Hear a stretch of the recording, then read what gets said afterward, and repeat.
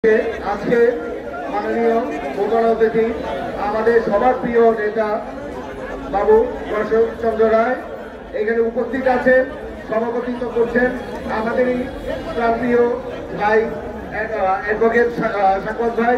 এখানে উপস্থিত আছেন বীর মুক্তিযোদ্ধা আলাদ গিয়াসউদ্দিন সাহেব, এখানে উপস্থিত আছেন বেনজির আহমেদ চিকো, এখানে উপস্থিত আছেন নজরুল ইসলাম আজাদ, এখানে উপস্থিত আছেন মাহমুদুল ইসলাম সুমন, এখানে আরো শোনা যায় মান্নান ভাই, আরো এখানে নেতৃবৃন্দ সব অবসরের অতিথিবৃন্দ, সবাইকে আসসালামু আলাইকুম। আসলে আমি বেশি কথা বলবো না, আমি দু একটি কথা বলি যে আমাদের নেত্রী বেগম খালেদা জিয়াকে কারাবন্দি করে বেশ অনেকদিন ধরে রেখেছে, তাকে চিকিৎসাও করতে দিচ্ছে না। আসলে এটা দেশ নাকি অন্য কিছু হয়ে গেছে।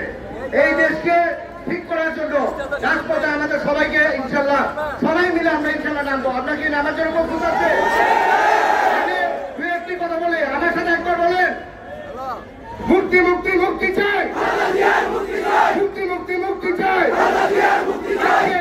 আমরা নারায়ণগঞ্জের থেকে শুরু করবো ইনশাল্লাহ। এই দেশটিকে আমরা মুক্তি করে আমাদের চিকিৎসার জন্য দেশের বাইরে ইনশাল্লাহ আমরা পাঠিয়ে ছাড়বো।